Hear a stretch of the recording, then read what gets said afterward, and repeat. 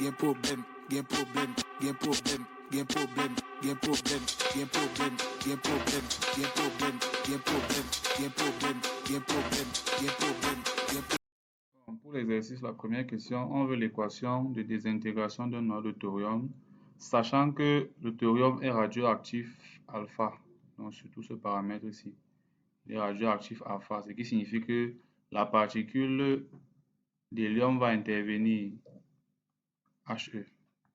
Donc l'équation sera dans la suivante.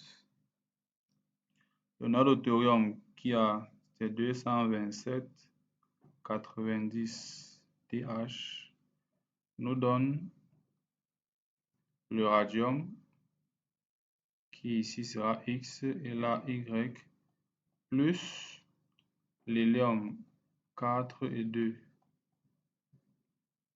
Il est donc question pour nous chercher X et Y. Pour chercher X, on va appliquer la loi de conservation du nombre de masses. Et ça, il faut préciser ça avant d'appliquer. Donc, vous précisez d'abord loi de conservation du nombre de masses. Et après, maintenant, vous appliquez. Donc, pour X, on aura, pour le nombre de masses, ce sera 227. Donc, ce qui est ici à gauche est égal à tout ce qui est là à droite. Donc, 227 égale à X plus 4. Ce qui équivaut donc à dire que X sera donc égal à 227 moins 4, ce qui nous donne donc 223. Et maintenant, pour le nombre de charges, donc ici en bas, vous écrivez d'abord loi de conservation du nombre de charges. Après, maintenant, vous appliquez à gauche égale à droite, donc 90 égale à Y plus 2.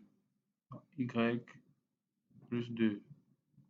Ce qui équivaut donc à dire que Y égale à 90 moins 2, ce qui va donc faire 88. Et là, maintenant, vous allez donc réécrire l'équation. L'équation ainsi réécrite va donc devenir 227,90 TH donne 223,88 RA plus 4 HE. Ça, c'est pour l'équation. Pour la deuxième question, on demande la masse de thorium qui a disparu ou encore la masse de thorium ayant réagi au bout de 54 jours. Première chose, on sait qu'on a cette formule-ci.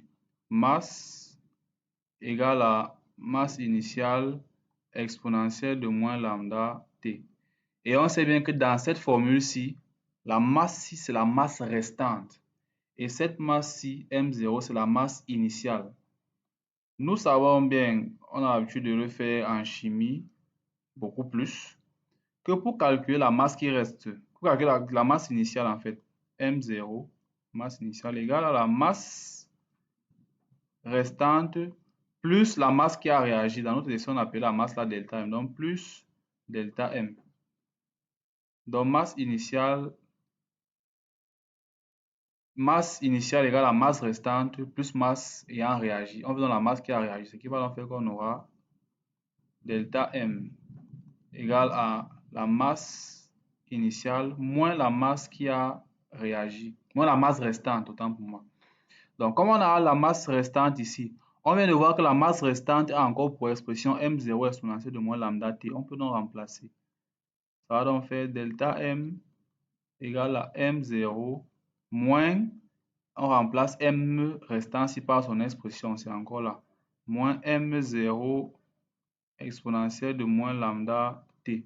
Bon, on peut mettre M0 en facteur, ce qui va nous faire qu'on aura delta M égale à M0 facteur de 1 moins exponentielle de moins lambda T.